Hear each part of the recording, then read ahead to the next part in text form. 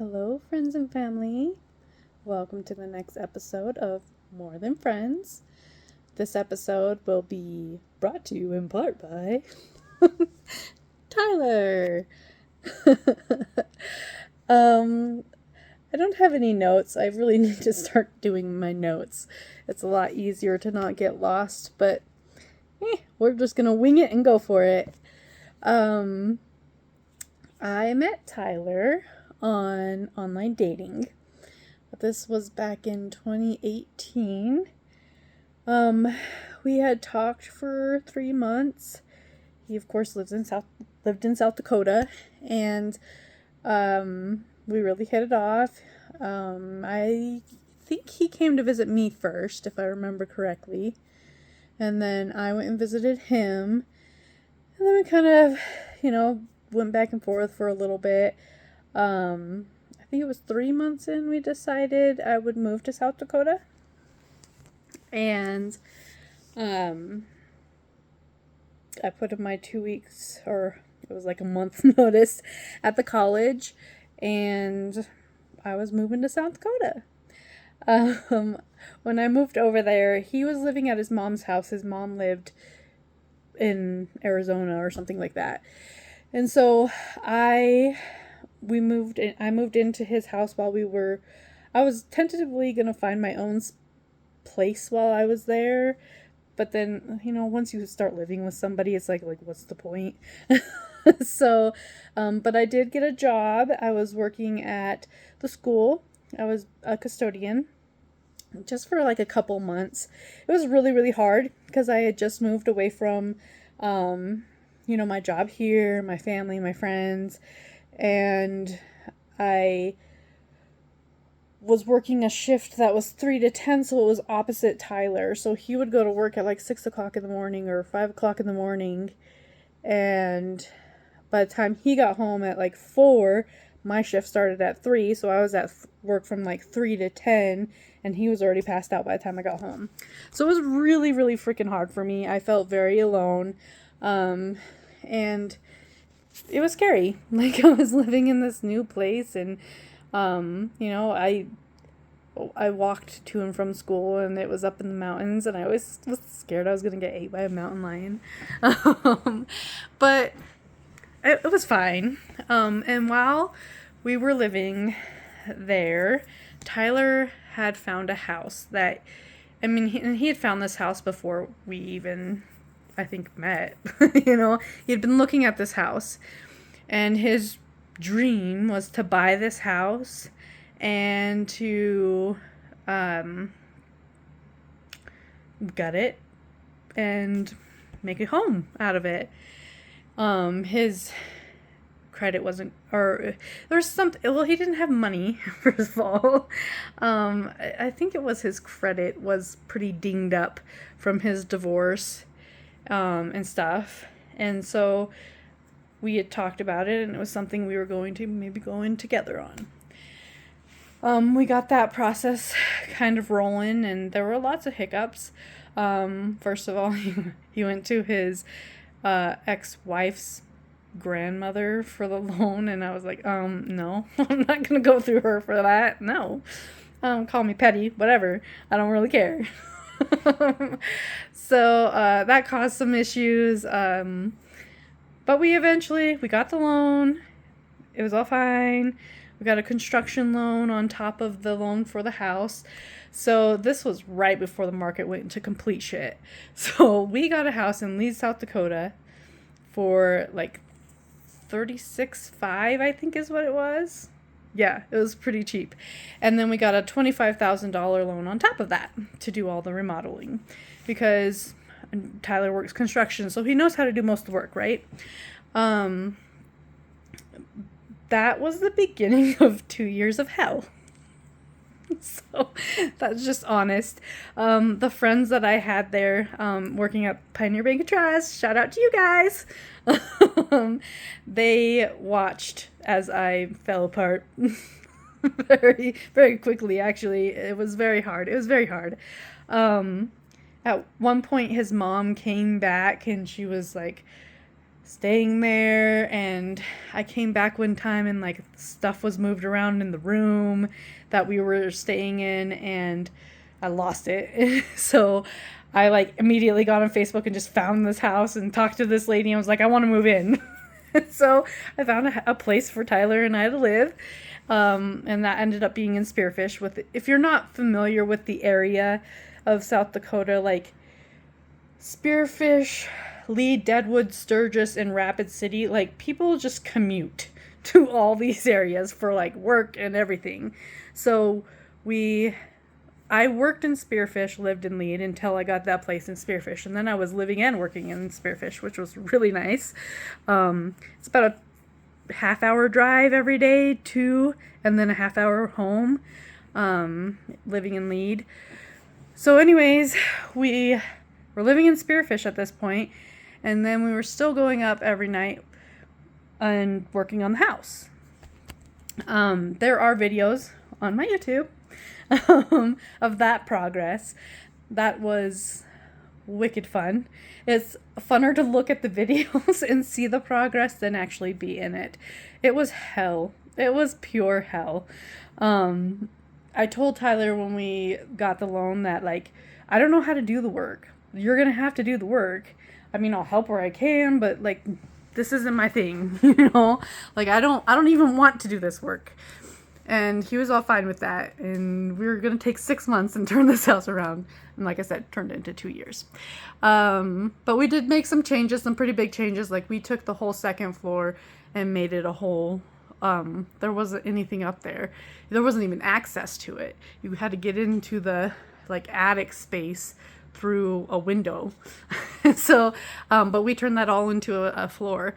Like I said, you can go watch those videos. It's really cool. It was a really cool house. But having said that, that house put a lot of strain on mine and Tylor's relationship. We did have date nights, but I feel like it was my forcing them. And I was paying for everything, which kind of sucked. He had a pretty high child support bill that he paid, and I paid for pretty much everything else. I paid the loan, I paid for the rent for the house that we were living at, which was, we rented somebody's like upstairs. She was a really nice lady, but we lived there for a year. Year and a half. Anyways, not important. I was paying for everything though. Anytime we did anything fun, Tylor would help a little bit, but for the most part, financial, it was all on me. And I was okay with that for the most part. I really was. But then I started to feel like that's all I was there for, is to be the financial benefactor of this project. And Tylor and I started having a lot of issues, especially with his ex, which, surprise, surprise, that's just like the story of my life. Exes are so fun. I fucking love them. But we started having a lot of issues, and I mean, I won't lie, like I threatened to leave a lot. Like I can't do this. I can't do this. I can't do this. And I would stay. And, the thing with Tylor for me was that he was and is a genuinely nice guy, and track record for Crystal, not so nice. So, meeting and being with this really nice person, was amazing. Like, he's so kind. He helps everybody. But it seemed that because he cared so much about everybody else, I was like so far down on the priority list, and I just don't agree with that. Like, for me, like, my relationship is top priority, even above my children, which sounds terrible, but if you don't have a good relationship with who you're with, your children are gonna suffer. So that relationship comes first. Now, my children's needs come first, but that relationship is super important to me. That's how I feel. I know people might disagree, but that's how I feel in process relationships. But with Tylor, I felt like it was like let's see, like his kids, his ex, his family, his work, the house, and maybe somewhere along the bottom there was me. I don't know. It was really hard. And like I said, he was a nice guy, and I have had rarities with nice guys. I have dated nice guys, but that was a struggle for me. It's been so long. I don't even think about that much anymore. I do think about his kids. Hannah and Dylan they felt like they were my kids. And maybe that was a problem. Maybe I shouldn't have felt that way. But when you're with somebody for 4 years, I feel like their kids naturally become tied to you in your heart. Anyways, there was a lot of things going on. So his ex would try to control everything. And I slowly built Tylor up to be able to stand up to her a little. And I told him, I'm like, I want to do some things this summer. You know, we had just finished the house. We hadn't done anything with the kids really during the summer because we were working on the house all the time. And my summers were dwindling with Nicholas. And so I was like, I want to do things with the kids, and we can't do that if we're on Becca's schedule. Becca was her name. And I'm like, we can't do that if we're on Becca's schedule. And you have a right to have your children for a month of the summer. Enforce it. Say you want your kids for the month.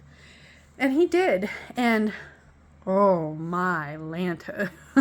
The drama. This woman just like lost her shit. Quite literally. She dropped off the kids and had Dylan all upset and Hannah all upset because she was going to be without her kids for a month and blah, blah, blah, blah, blah. Woe is me. It was nothing about her kids. I had Dylan calm down within 10 minutes after her leaving. But she, went on, she was like trying to be sober, I think-ish, maybe, but that's not what I always felt from what the kids would say. But she really went over. I guess she like just fell off the wagon. Became that whole month, she was just, it was bad. So when it came time for the kids to go back to her, that wasn't happening. And eventually, so the kids actually ended up living with us. And again, I think that put a little bit more strain on Tylor and I.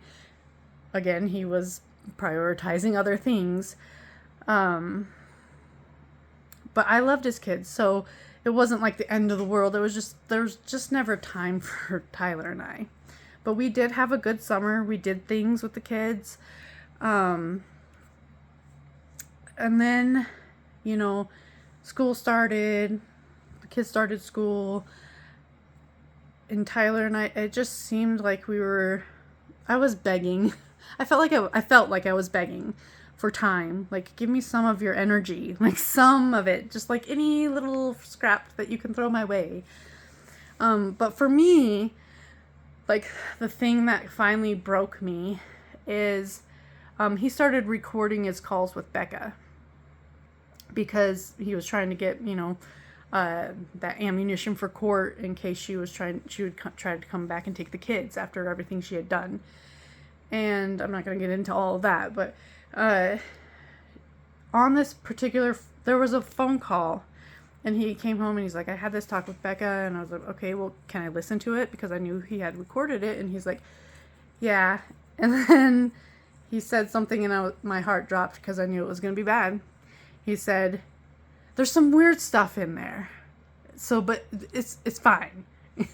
Okay. And I listened to it, and it broke my heart, honestly. He was basically like being a cheerleader for her, which, whatever, that's fine. But there was like a time, so when I first moved to Lead, on the way there, Tylor was driving the U-Haul and I was driving his car with his kids in it. And we got in a car accident, a bad car accident. And I was wearing my grandmother's rings, and I lost those rings. And I had at one point come across like those people that go around with metal detectors. And I was like, I think I want to pay somebody to go see if they can find my grandma's rings. And he was he was always kind of like this with me.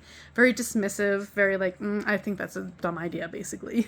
And he kind of did that a lot, like while we were trying to build our home and da-da-da-da-da. It was very discouraging. But on this phone call, to hear him be so encouraging to Becca while he constantly put down any small ideas I had, it broke me. I'm just being honest, it just broke me. And so from that moment forward, that's all I could think about is he clearly doesn't love me. He just doesn't. I think he cared about me as like a human, but I don't think he was in love with me. And that fucking sucked. And there was at one point, Becca was getting rid of Hannah's animals, and she wanted her hamster or gerbil or whatever to come to our house. And I'm like, well, Aurora, I don't think she's going to do my cat. I don't think she's going to do well with another pet in the house. Like, I don't know. And Tyler's like, yeah, whatever. And I'm like, and I don't understand how Becca's problems become our problems, you know? And he's like, yeah, I get that. And then like I was sitting there and I was like, if it wasn't for me, would you be letting Hannah have those pets here? He's like, I don't know, probably. And I said, it's time for me to go then. And we broke up, and that was in October. But he didn't want to tell his kids that we were broken up until after the holidays. So I was like, well, that's fine. I mean, I have to figure out what I'm doing and where I'm going from now. We have to figure out the house because we are both on this house. And so I did figure that stuff out, and, you know, Thanksgiving came and gone, Christmas came and gone, and it was time to tell the kids. It didn't seem to faze them. I don't know, maybe it did in ways that I don't know, but I think they were just at that point used to people coming and going in their lives, and it was no thing, and Becca did not like me, so I'm sure she said not nice things about me all the time.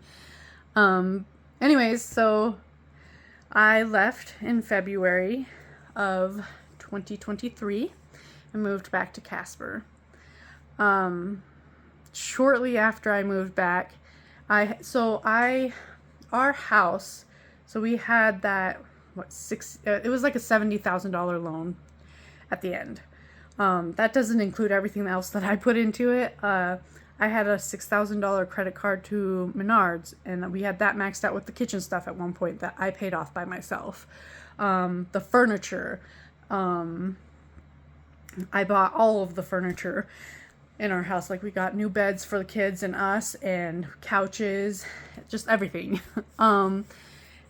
And shortly after I left with the house being appraised at $260 or something like that. So it was something outrageous from like what we paid for it, you know. And I took, I think it was $50,000. So not even half of the equity. I didn't take even half of the equity. But Tyler had to refinance that by himself, and he was not happy about that because he did all the work and he did da-da-da-da. And I was like, are you fucking kidding me? Like, I was in this too. I went through 2 years of fucking hell. Pardon my language, but I'm very passionate about this. I went through hell. 2 years of 2 years of pure hell with losing pretty much everything. Like, I didn't get the option to keep the home. I didn't want to kick his kids out on the street. What were my options? Leave. Go back to my family. Even though I had a really good job. I was working at the gold mine up there at that point. And it really freaking hurt me. He ended up being kinder about that at some point. But that was probably about a year or so ago, I got a Snapchat request from Dylan, his son. And I was super excited because I loved his kids, but Tyler really didn't really want me to have contact with them. And so I just kind of like let it be their choice. Like Hannah reached out to me a couple of times, and I was super happy about that. But Dylan reached out to me and he's like, Crystal, and I'm like, Delangelo, how are you? And he was like, you know what? Fuck you. I was like, excuse me?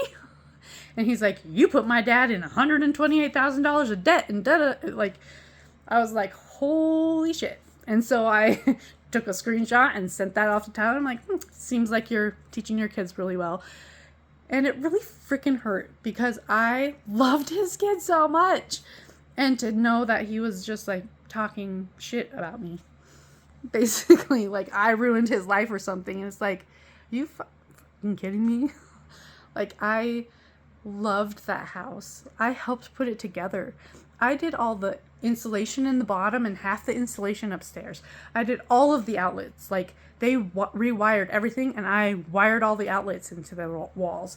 I helped with painting. I helped with picking out fucking fixtures and the paint. Like it was my idea to do the whole fucking blue thing on the ceiling. I did like this. It was my idea to do this like vertical thing in the shower. But none of that. It hurts because I went into the, like I do every relationship, full heart, ready to love, and to know that I was half loved, maybe. I seem to get myself in these situations. Like I said, I do think that Tyler cared about me. I do think he loved me in a way. I don't think he was in love with me, which is why I inevitably left. To be a cheerleader for his ex when he couldn't even like encourage me about finding my grandma's rings, which I still think about those rings to this day. Like they used to be my like anxiety thing. I wore them around my neck and I would like put them on and I would just feel connected to my grandma and feel safer and feel happier. And those rings are gone. They're gone. I will never get that back. My grandma is not here no more. Anymore. Sorry. Anymore. And I don't know. All of this to say that Tyler and I were more than friends? Question mark? We were roommates? Or like? And yeah, I think I'll leave it at that. 4 years together, there's a lot of stories in there that I could tell and go on about, but I think that's where I'll leave that one. Jar, let's see what we got going on in here. Who's the next More Than Friends episode? Another spicy one. Timothy. So Timothy will be my next episode. So fun. Okay. Reliving these are almost traumatizing, but I think it's healing.